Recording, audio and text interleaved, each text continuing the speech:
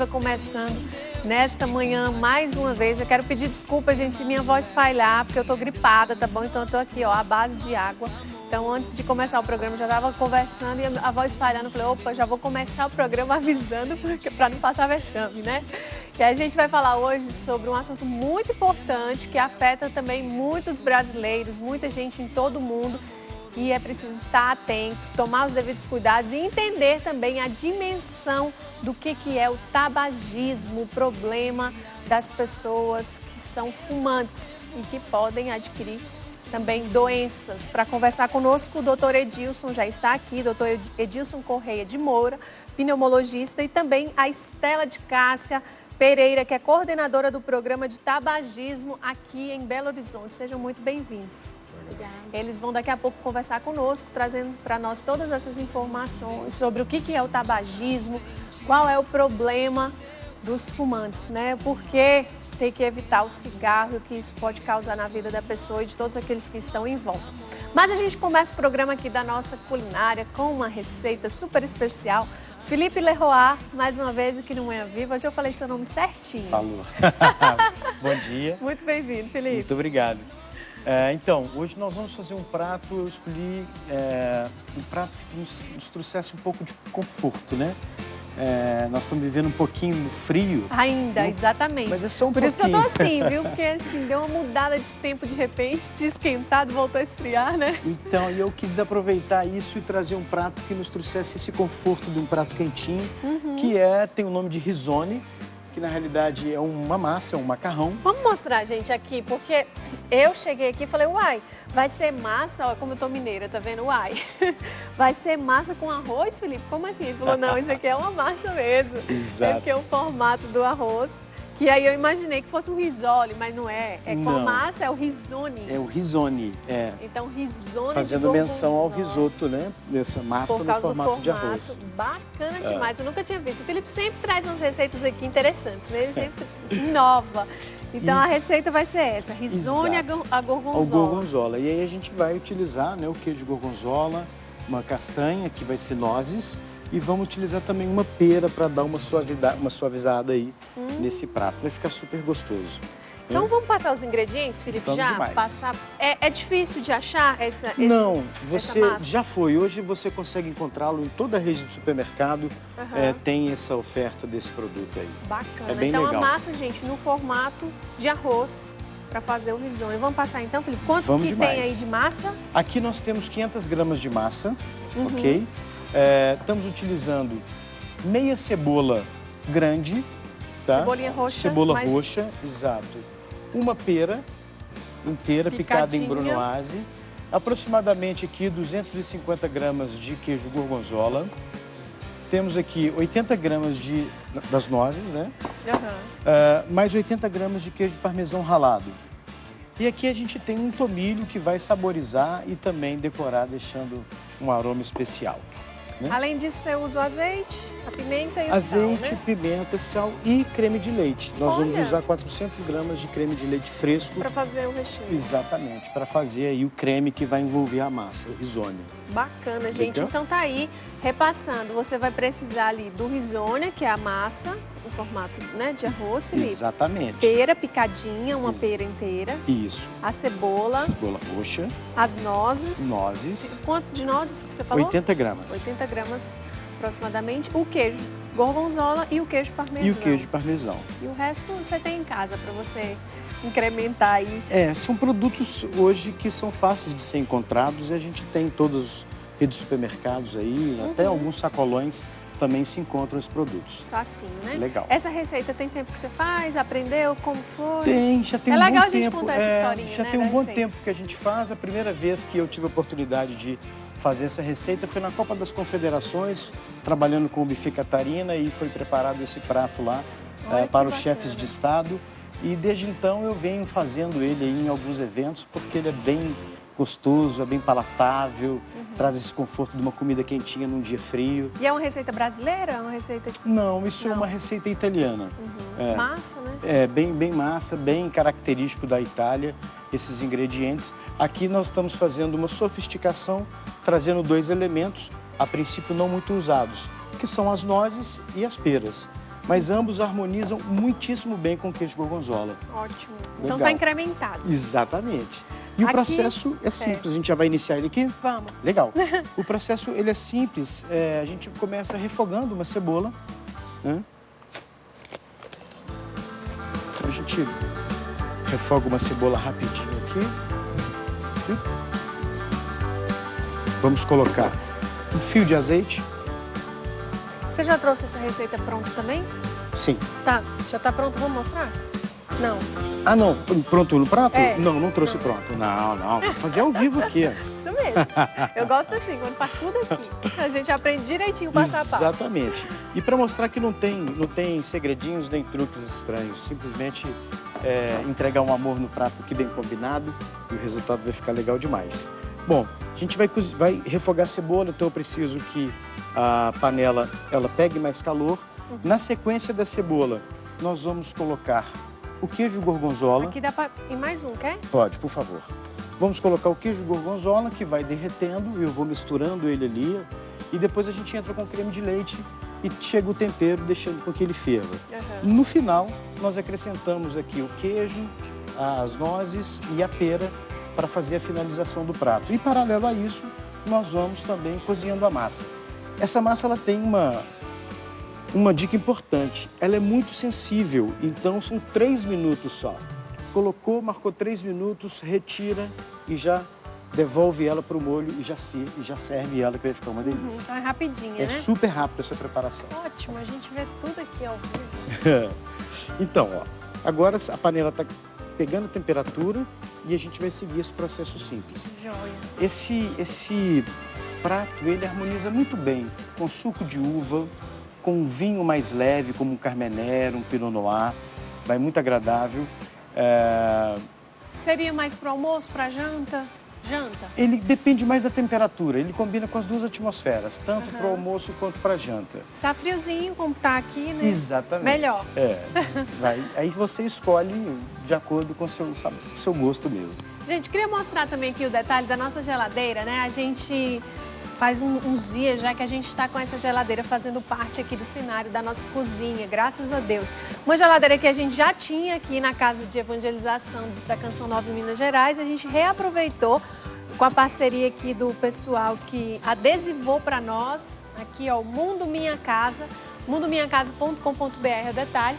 Então a geladeira está adesivada, pretinha, mais bacana, né? Mais bonita com essa roupagem para combinar também com a nossa cozinha.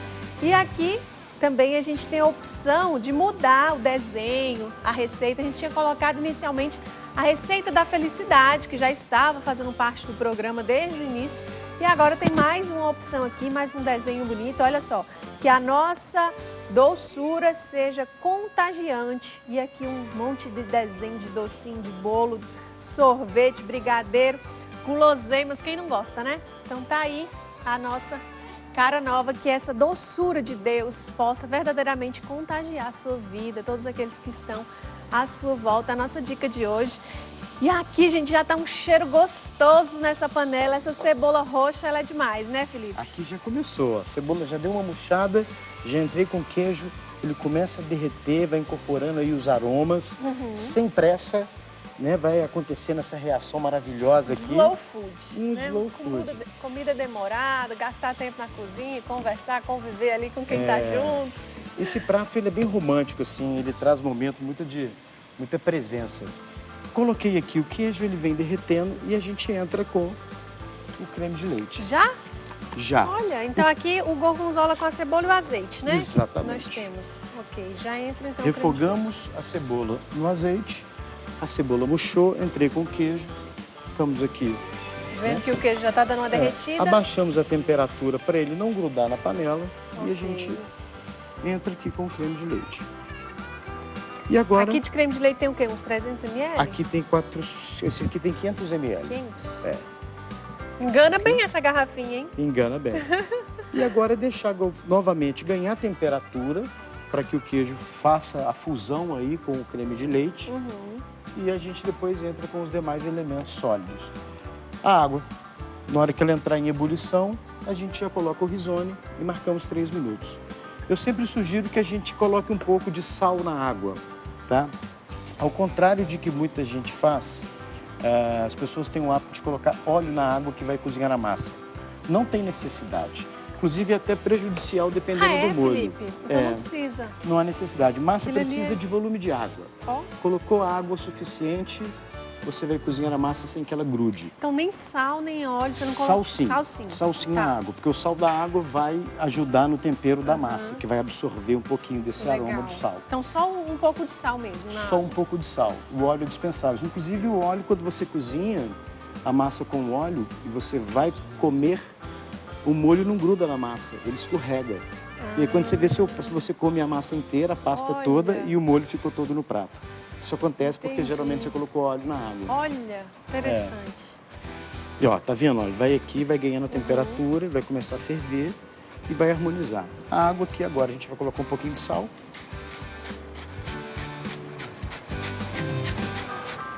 Muito bem. Bacana. Só uma misturadinha aqui. Tem que esperar a água ferver ou quando ela está Muito começando a ferver, Não, como é que faz? É muito Qual o melhor? importante que a água ferva, né? Para que ela realmente consiga fazer esse trabalho, essa ação, né? Essa reação física-química em contato com a massa. Se a gente coloca a massa antes da água estar na temperatura certa, ela costuma a ficar meio molenga e não cozinha direito e passa do ponto. Né? Mantemos mais a textura cozinhando com esse formato. Joia. Gente, as pessoas que participam sempre conosco pela internet, eu vou postar aqui a foto, não deu tempo pra gente colocar antes, mas eu vou colocar agora a foto aqui dos ingredientes, tá bom? Pra você deixar o seu comentário aqui no programa ao vivo, você pode participar de onde você estiver e também já mandar suas perguntas sobre o tabagismo, né? Se você foi fumante, se você é fumante, quer se livrar desse vício, o que você precisa entender, qual a sua dúvida em relação a isso, você já pode mandar, porque daqui a pouquinho os nossos convidados vão conversar conosco, trazer todas as informações sobre isso, tá bom? Estamos esperando aqui o ponto, então, da nossa receita. Já vou deixar aqui para você. Ó, olha a massa, a água. A água ela agora já entrou aqui, seguramente num processo de 85, 86 graus. A gente vai aprendendo. Tá quase no ponto. Tá quase no ponto. Quando ela começa a fazer essas borbulhas menores... Nossa, é muita precisão, Felipe. Você sabe até a temperatura que tá ali, repetição. só de olhar. Mas a gente já usou muito o termômetro para aprender. Ah, entendi. Então, na realidade, a panela, ela conversa com a gente, né? Tem aqui uma relação. Tem uma relação, tem uma afinidade muito íntima aqui com a proximidade. Bacana. E com o tempo a gente vai aprendendo a fazer essas leituras aí, dessas informações técnicas que acontecem. Porque isso se repete. Joia. Agora, a cozinha não pode acelerar o processo, né? Tem um tempo natural que as coisas acontecem aqui. Então, que a gente fica querendo que a água... A gente aguarda, a gente faz parte, né? Muito bem. Gente, então já tá aí no Facebook do Manhã Viva as fotos, viu? Eu acabei de colocar as fotos do programa agora para você deixar a sua participação, o seu comentário em relação a essa receita, se deu certo você aprender, passou direitinho, você vai repetir na sua casa, o que é que você achou, né? Você já comenta e também manda suas perguntas, como eu falei sobre o tabagismo, que daqui a pouco a gente vai conversar sobre o problema que pode causar nos fumantes. Uma dica legal para a água aquecer mais rápido é a gente tampar, né? Aqui no caso eu não trouxe a tampa. A gente não está com a tampa da panela, né? Mas já está em pré-ebulição aqui. Vou te falar que mais 2 minutinhos. Ela vai borbulhar. Vai. Aqui a gente vê que ele já tá pegando. Já começou, já mudou, quase borbulhar, já começou a incorporar, já mudou a textura. Você vê que ele já está um pouco mais grosso e isso tudo vai ajudar. Tem gente que só coloca creme de leite no final, né? Para ele ficar meio cru. Então, o legal também é deixar na panela, pegando junto com o tempero. Ou depende? Depende. Tem creme de leite que aceita a temperatura. Esse aqui, por exemplo, sim, ele é fresco. E o creme de leite fresco, ele é para ser usado em temperaturas maiores. Ele não vai talhar porque ele tem uma quantidade de gordura suficiente para resistir a essa temperatura. Geralmente, quando você coloca o outro com soro na panela, ele talha. Entendi. Né? Então é legal. É o tipo, então, do creme de leite que pode ou não ir. Exatamente. E agora aqui é só a gente... O molho nós já podemos experimentar para ver se ele precisa de alguma finalização. Ele tá com a cara bonita, já borbulhando aqui. Você já pode experimentar. Já posso também? Opa! Esse molho não precisa de sal, porque o queijo ele já carrega uma quantidade boa de sal, né? Que delícia! Esse é o sabor que vai... O sabor do queijo, né, mesmo? Exatamente. Do gorgonzola. Delicioso. Bom demais, gente. Já ferveu, posso desligar, porque uma dica legal para quando você vai fazer massa é o seguinte. Faça o molho primeiro. O molho você pode aquecer. A massa, uma vez cozida, pronto, fica ruim se você aquecê-la, né? Entendi. Mas então faz o molho e a hora que você for querer realmente comer, prepare a massa porque ela é muito rápida. Entendi, legal. Então a gente vai para o intervalo, enquanto a massa fica no ponto aqui da água, né? Para recebê-la. Já já a gente volta, gente. 2 minutinhos.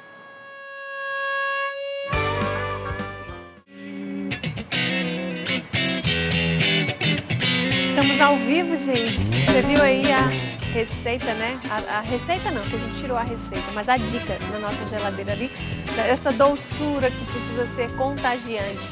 E a sobremesa hoje fica só ali no desenho mesmo da geladeira, porque hoje a gente está fazendo aqui na cozinha uma receita, né, de sal, uma comida mais confortável, encorpada. Então a sobremesa a gente deixa ali só no desenho, para não ser muita coisa de uma vez só, né, Felipe? Então já vai comer uma massa com um queijo, uma coisa, então evita, para equilibrar. Com parcimônia para poder comer de tudo sempre, né? Bacana. A água já está fervendo, então? Simplesmente vamos adicionar aqui o risone na água fervente.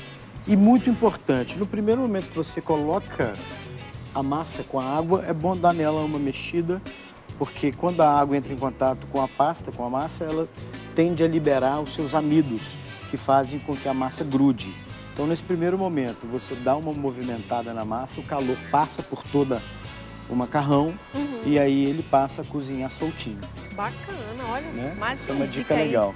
Do Felipe Leroy. E aí são 3 minutos, temos que ficar realmente bastante atento para o tempo não passar e nós não comermos uma massa mole. É bom comer ela ao dente para ter essa sensação do risoto, né? do arroz ali. Joia. Risone, então, a gorgonzola, para quem está assistindo agora, é a receita de hoje. O Felipe já está aqui bem adiantado, nosso molho já está pronto. A gente vai esperar, então, esses 3 minutinhos. Já queria introduzir aqui nosso bate-papo com os convidados que estão conosco hoje. Vamos falar sobre tabagismo. Gente, são quase 6 milhões de pessoas que morrem por causa do cigarro. Então, são dados da Organização Mundial de Saúde. Quase 6 milhões de pessoas todos os anos que morrem por causa do cigarro e mais de 600 mil pessoas são fumantes passivos, pessoas que não fumam, mas convivem com os fumantes. Então, os dados são bem relevantes, é a principal causa de morte evitável do mundo. Então, é uma causa de morte que você pode evitar, né, se for parar de fumar. Então, são óbitos assim, relacionados a muitas doenças diferentes, cânceres, doenças coronarianas, doenças cerebrovasculares. O pneumologista vai poder nos explicar um pouquinho mais, né? Quais são os tipos de doença, então, doutor Edson, causadas por causa do cigarro, as principais, as mais relevantes? Edilson. Edilson, parece um contrassenso falar de cigarro nesse ambiente sedutor aqui, dessa aroma da comida, viu, Felipe? Realmente está tentador aqui, viu? Mas você colocou de forma bastante contundente a dimensão dessa questão para o mundo, né, e para os sistemas de saúde no mundo, né? O cigarro é a principal causa de morte evitável no mundo. Hoje já está bem estabelecida a relação do hábito de fumar com o aparecimento de mais ou menos 55 doenças. Nossa, são muitas doenças. Que vão desde cânceres a doenças vasculares, né?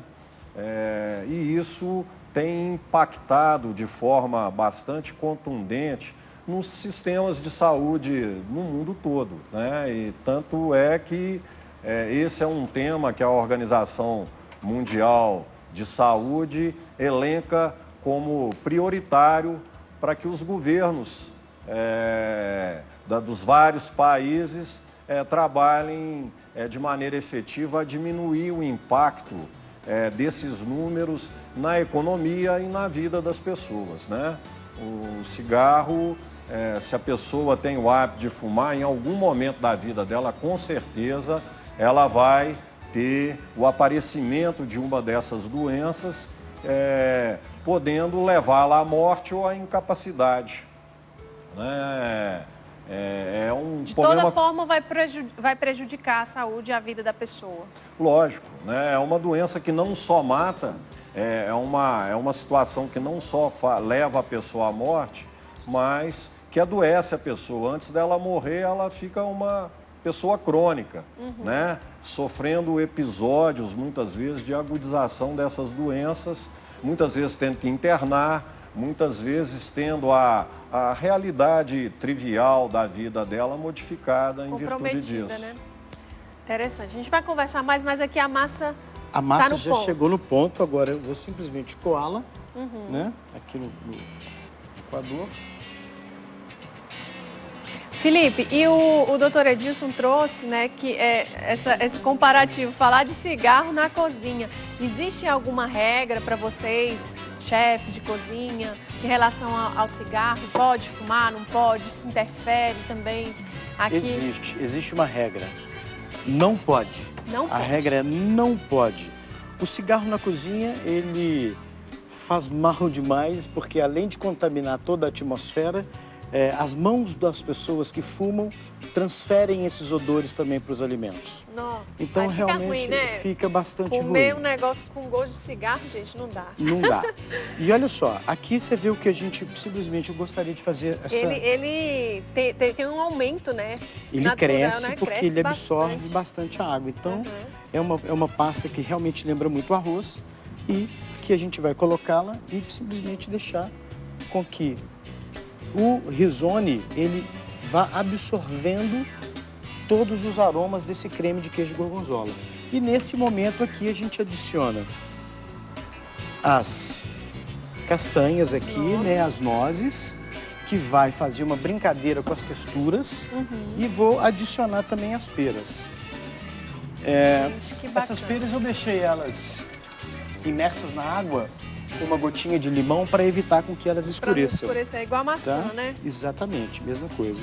Então, uma vez mesclado aqui, colocou, faz uma mistura, eleva um pouco a temperatura para o calor agir e fazer a harmonização dos sabores. E, na sequência, a gente coloca...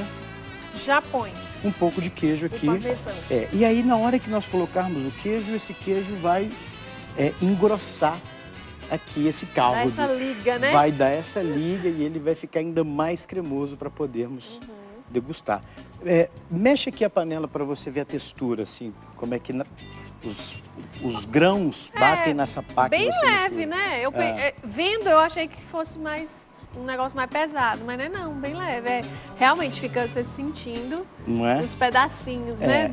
À medida que vai cozinhando, essa sensibilidade ela muda e aí a gente vai também fazendo essa leitura do cozimento. Né? Legal demais, gente. Felipe, você já fumou? Eu já fumei, adolescente, jovem, a gente experimenta, né?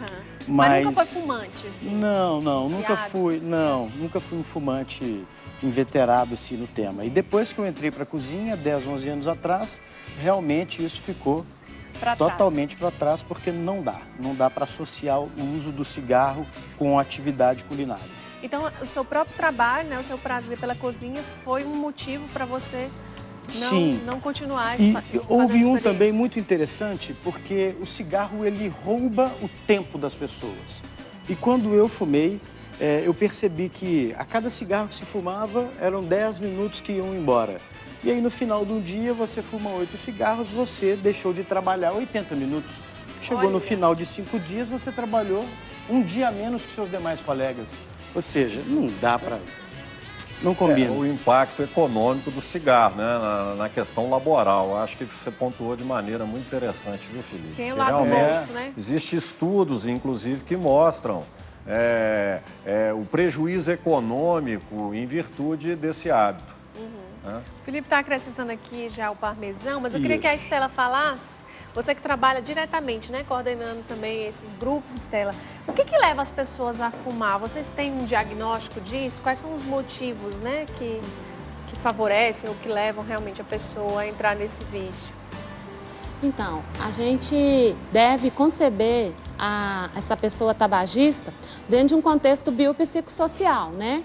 entendendo os fatores que levem as pessoas a fumarem, porque envolve aspecto da dependência química, né? Que é desde questões psicológicas, comportamental, né? Orgânicas. Então, são vários fatores que podem levar essa pessoa a fumar. Por isso que nós, profissionais de saúde, nós estamos ali para apoiá-lo no processo de cessação do tabagismo e não perseguir o fumante, porque muita gente, quando vê a pessoa que é fumante, fala assim, a pessoa é fraca, ela não quer parar, é um sem vergonha. Não, ele é um dependente químico, está classificado no CID-10, no código F17, transtornos mentais, ele precisa de ajuda. Estudos científicos comprovam que às vezes ele vai parar de fumar depois de 7 tentativas. E o profissional de saúde está ali para apoiá-lo. Então são vários fatores que possam levar ele a fumar. Muita gente pode começar a fumar, como o Felipe disse, assim, adolescente, jovem, né? Para fazer experiência, porque acha interessante, acha um negócio meio moderno, vê os outros, não sei. Mas isso já seria um risco, porque já seria um início, igual o alcoolismo que a gente diz, né? Evite o primeiro gole. Então, no cigarro também é tratado dessa forma? Sim, é como a Estela falou, o que leva a pessoa a fumar é uma questão multifatorial, que envolve inclusive o exemplo de casa, os pais, né? Daí a importância da gente estar trabalhando junto com a educação. É uma estratégia interessante que a gente tem, porque hoje a informação está muito fluida, né? Coisa que não acontecia há algum tempo atrás. Então, havia um estímulo, inclusive, por parte da indústria do tabaco, de fazer as pessoas fumar. Fumar era algo elegante, né? Exuberante, você sempre se dava bem fumando, né? Arrumava a namorada mais bonita, o namorado mais bonito, que é uma mentira, é uma falácia, né? Há de se considerar também uma predisposição genética. Estudos mostram que há determinados grupos de indivíduos que já nascem com uma predisposição maior. E esses, eles vão se tornar dependentes mais facilmente.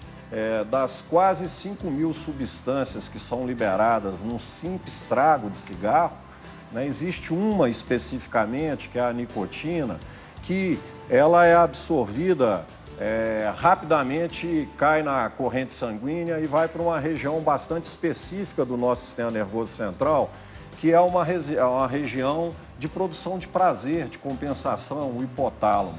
Chegando lá, ela confunde o nosso sistema nervoso central, porque do ponto de vista molecular ela é muito parecida com receptores, neuroreceptores que nós temos. E essa chegada da nicotina lá libera uma substância que chama dopamina. Essa dopamina, quando ela é liberada, ela nos dá uma sensação de prazer. E aí o pacto quase que demoníaco entre tabagista e tabaco está estabelecido, porque realmente a pessoa ela tem prazer ao fumar. E esse prazer, ele é biologicamente explicado. É a dopamina que é liberada, né? E aí, a partir desse momento, essa pessoa ela começa a linkar situações triviais da vida dela, aborrecimentos triviais. Muitas vezes ela busca um refúgio no cigarro, buscando esse prazer fugaz, mas é um prazer que vai condicionar a dependência dela. Todos os vícios, né, eles geram esse prazer momentâneo, né? O pecado é assim. Se pecar fosse ruim, ninguém pecava. Então, o pecado, ele dá esse prazer, só que aí que tá, é uma coisa momentânea, passageira. E as consequências dele que não são boas. Assim também no vício, né? Assim também no cigarro. Então, é um momento prazeroso, aparentemente, a pessoa experimenta isso ali. Mas o que causa nela, e ao longo do tempo isso, o que vai se desenvolvendo, é que seria grave. Queria perguntar para o doutor Dilson. Isso. Em relação à dependência, né? Existe um parâmetro de quantas vezes a pessoa fuma para se tornar um dependente? Sim. Quanto tempo a pessoa... Na realidade, o número de cigarro tem uma relação muito direta com as consequências que essa pessoa vai sofrer. Provavelmente, muito provavelmente, se a pessoa fumasse um cigarro por dia ao longo da vida dela, provavelmente ela não teria problema nenhum. Só que a especificidade do cigarro, dessa substância chamada nicotina, vai ter como consequência aquilo que a gente chama de tolerância. Então, a partir que a pessoa começa a fumar, ela vai tendo menos prazer, né? Num espaço de tempo menor, e por causa disso ela procura mais prazer fumando. Para quê? Para liberar esse circuito nicotina-dopamina, né? A chamada tolerância. E isso vai repercutir ao longo da vida dela em números de cigarros acumulados, né? Eu brinco às vezes com meus pacientes que assim, a pessoa que fuma é como se ela enchesse um copo de água com conta-gotas, né? Assim, a gente nunca encheu um copo de água com conta-gota, nós não vamos perder tempo fazendo isso, mas vamos, mais ou menos assim, vamos pensar, né? Vamos colocando gotinha, gotinha, vai chegar um momento que esse copo vai transbordar. E é exatamente isso que acontece com o cigarro. E isso às vezes acontece de forma muito abrupta, assim, a pessoa dorme de um jeito e acorda de outro, totalmente diferente. Daí a necessidade da gente instituir políticas, inclusive políticas públicas, que façam com que a pessoa não experimente. Eu acho que é o mais importante de tudo. Exatamente. Né, não experimentar. Porque o risco de experimentar e se tornar dependente é muito grande. No caso do cigarro, é maior até do que a cocaína, para você ter ideia. Né? Então, e para isso é necessário que a gente leve informação às pessoas. Que, como a gente estava falando com o Felipe, um tempo atrás as pessoas era elegante fumar. Né? Era importante, inclusive, para a pessoa se relacionar socialmente. Mas a ciência e a informação jogou por terra tudo isso. Hoje, fumar faz mal, mata. Né? Você falou a dimensão, são quase 6 milhões de mortes por ano. Isso não tá contando as pessoas que adoecem, que vão adoecendo no dia a dia. Daí o esforço, né, dos governos, dos diversos países, da própria Organização Mundial de Saúde, de estabelecer parâmetros e estratégias que podem ser assumidas pelos sistemas de saúde para ajudar a pessoa nesse processo. O município de Belo Horizonte é um município pioneiro. Talvez das capitais do Brasil seja a capital que tenha um programa de cessação de tabagismo mais organizado. Né? Graças ao trabalho histórico de Estela, de vários outros colegas lá na secretaria, a gente tem conseguido obter alguns resultados interessantes e as pesquisas mais recentes mostram que a gente tem conseguido diminuir o número de fumantes em Belo Horizonte, em Minas Gerais e no Brasil. Nós temos um Programa Nacional de Controle de Cessação do Tabagismo que fica localizado no Instituto Nacional do Câncer, no Rio de Janeiro, e é quem promove e divulga as estratégias necessárias, muitas vezes, para a gente ajudar a pessoa, quer seja em atendimento de grupo, quer seja em atendimento individual, quer seja, às vezes, na medicalização dessa pessoa, que muitas vezes é necessário, importante e ajuda a fazer com que a pessoa se livre dessa dependência. Então, já existe um conjunto de ações, já existe um conceito estabelecido e a pessoa hoje, no município de Belo Horizonte, que estiver fumando, ela pode procurar as unidades básicas de saúde e se inscrever num programa para a cessação dessa dependência. Então tem um trabalho já sendo feito, né? Nossa massa está pronta, Felipe? Sim, nossa massa está prontinha. Só servir e desfrutar. Maravilha. A gente já experimenta agora ou daqui a pouco? Como você desejar. Daqui a pouco. Vamos para o intervalo, gente. A gente volta, então, experimentando aqui e continua a nossa conversa com os nossos convidados sobre tabagismo. Até já. Estamos de volta, gente. Agora sim, vou experimentar aqui esse risone, né? De gorgonzola que Felipe Leroy preparou para nós. O cheiro tá incrível, hein? Vamos ver. Olha como ele fica cremoso, olha. Super. Cremoso demais. E o doutor Edilson, gente, no intervalo estava contando pra gente que ele também é um apaixonado por cozinha e também faz aí as suas receitas, né, doutor Edilson? Tem estripulias. Bom demais. Aí, olha que lindo. Isso aqui é para decorar. Pode experimentar, né, Felipe? Por favor, vou servir para vocês. Deixa eu pegar aqui um garfinho, porque a gente ainda vai conversar com os nossos convidados, mas eu já vou provar aqui. Eu provei só o molho, gente, naquela hora. Agora eu vou ver tudo, né, como que fica aqui. Então, olha só, tá pronto o nosso prato. O tomilho, além dele dar um perfume todo especial, né, ele serve como excelente decorativo. Quentinho, delicioso, bom demais, crocante, né? A castanha, as nozes fazem isso. Não é? Nó, delícia. Então. E dá uma quebrada por causa da pera também, né? Maravilhoso. Então tá aqui, gente. Daqui a pouco eu como mais, porque agora a gente vai acompanhar o testemunho de um ex-fumante, o Joaquim, que fez essa experiência por muito tempo, mas que conseguiu largar o cigarro. Então é possível. Você que já está nesse quadro de fumante, que já vive aí, vai ver agora, então, mais uma motivação de alguém que passou por isso, mas que superou. Vamos acompanhar.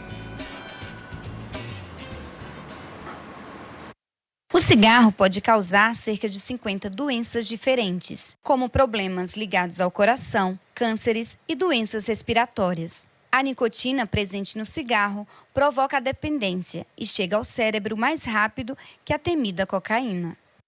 O vício da nicotina é difícil de ser abandonado, mas há pessoas que, com muita dedicação e força de vontade, conseguem dar um basta no vício, como é o caso do Joaquim.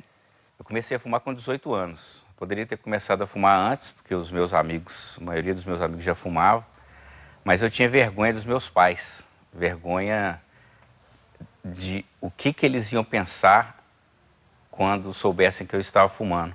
Enquanto eu fumava, eu achava bom, porque o cigarro, ele gera uma dependência química e psicológica. Então o cigarro passa a ser seu amigo, né? Você está sozinho, você acende o cigarro, você não está sozinho mais.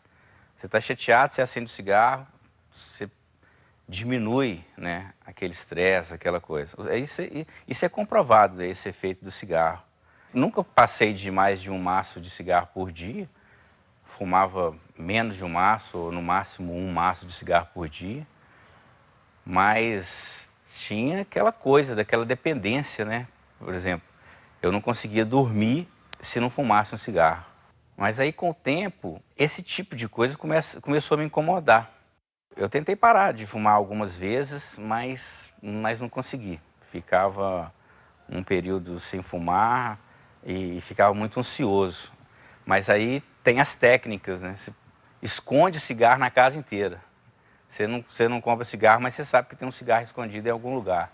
No final de ano, depois de 10 anos fumando, fumei durante 10 anos, e eu falei, não, você tem que parar de fumar. Está na hora de parar de fumar. E aí, um domingo, meu cigarro acabou. Eu falei, não vou comprar mais cigarro. E a partir de amanhã eu não fumo mais. Foi uma decisão que até eu mesmo fiquei surpreso, porque eu realmente parei de fumar. O prazer que eu tinha de fumar do início, né, 10 anos antes, quando eu mais jovem, não existia mais, né? Então, eu não estava fumando mais por prazer, eu estava fumando por dependência. Quando eu tomei consciência de que eu estava fumando por dependência, eu vi que eu realmente tinha que parar e, graças a Deus, aí eu consegui, nunca mais fumei. Claro que depois que você para de fumar, tem uma ressaca ali, uma síndrome de abstinência. Você sente falta do cigarro. Mas se você continua com aquela vontade de parar, você tem que vencer isso, né? E a melhoria é óbvia em pouco tempo, né? Em menos de um mês você vê que você está menos cansado, você consegue andar mais rápido, correr, você não sente ofegante quando sobe um morro, alguma coisa assim. Então, os benefícios são enormes. Eu também falo o seguinte, fumar é bom. Fumar é bom para quem gosta de fumar, fumar é bom. Mas, com certeza absoluta, parar de fumar é muito melhor. Segundo pesquisas, o número de fumantes caiu em média 30% nos últimos 10 anos, resultado de uma ação que tem conscientizado usuários a respeito dos riscos à saúde. Por outro lado, tem aumentado entre os jovens o uso do cigarro de palha. Feito de forma artesanal, esse tipo de cigarro tem aliviado a consciência dos jovens. Mas será que realmente ele é inofensivo? Vamos então responder, doutor Edilson. Um abraço para o Joaquim, né? Ele trabalha aqui na Canção Nova, Minas também. Também para a nossa repórter de Cleide, que tá linda, né, gente? Vocês viram no vídeo? Que charme. Mas aí respondendo então, doutor Edilson. Primeiro, dar os parabéns ao Joaquim, né? Belo exemplo, e eu acho que assim, ele deu uma aula aí de como é essa dependência e o tanto que é difícil interromper. Com a experiência dele, né? Isso que é mais interessante. Lógico, mas assim, eu não sei se você percebeu, ele toma essa decisão a partir do momento que ele toma consciência do malefício do cigarro para o corpo, para a saúde. Assume também a dependência, Então, né? assim, a gente vê isso no dia a dia do paciente. A decisão de parar de fumar é muito importante. A grande maioria, após essa decisão, vai precisar de um apoio, e às vezes até medicamentoso, para vencer, sobretudo, os sintomas da abstinência, né? Porque essa relação nicotina-dopamina estabelece a dependência, e quando você rompe, o nosso corpo sente, né? Então, é muito importante a pessoa estar consciente disso, das sensações que podem advir e de como lidar, porque tem várias estratégias que a gente orienta ao paciente nesse momento, que se ele assumir, ele vai minimizar esse efeito da abstinência no corpo e vai fazer com que ele passe melhor por esse período.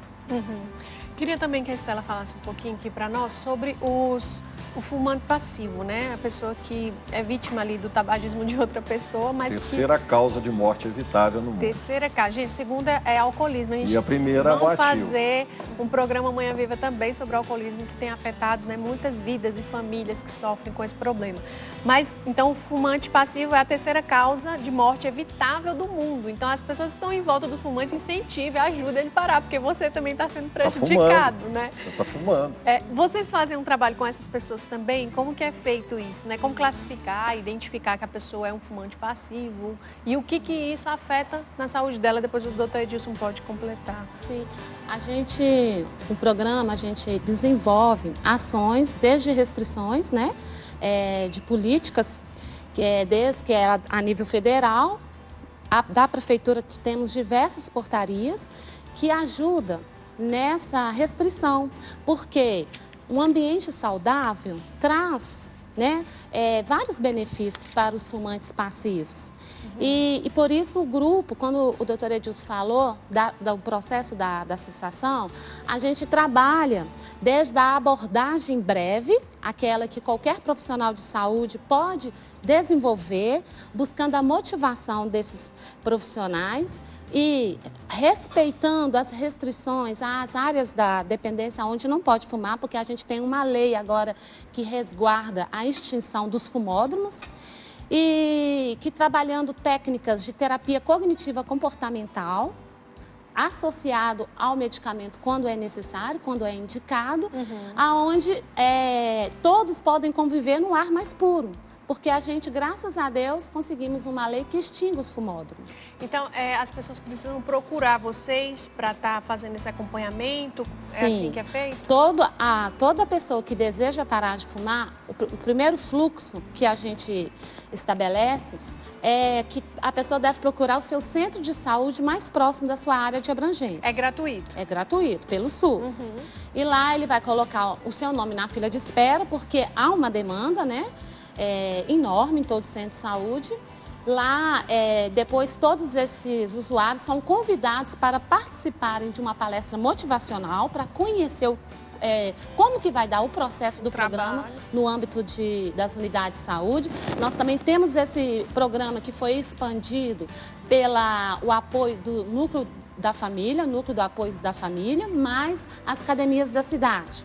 Após fazer todo esse processo, ali é passado pelo médico, o qual faz a avaliação clínica e pactua ali o plano terapêutico desse usuário, com indicação de medicamentos. Mas o mais importante é a terapia cognitiva comportamental, que vai ajudá-lo a utilizar de estratégia de fazer desconstrução da crença que ele tem com o cigarro. Sim. Porque vai trabalhar com questões de pensamentos, emoções, comportamentais. Mudar os hábitos, né, mudar da os pessoa. hábitos de vida. Eu acho que a gente já avançou bastante, né, graças a Deus, Sim, em sem relação à dúvida. divulgação do mal, Sem até dúvida. nos próprios anúncios na televisão, né, do mal que o cigarro faz, e até mesmo essas proibições de ambiente, de não poder fumar, e acho que isso tudo colabora, né, e nos últimos anos isso tem acontecido.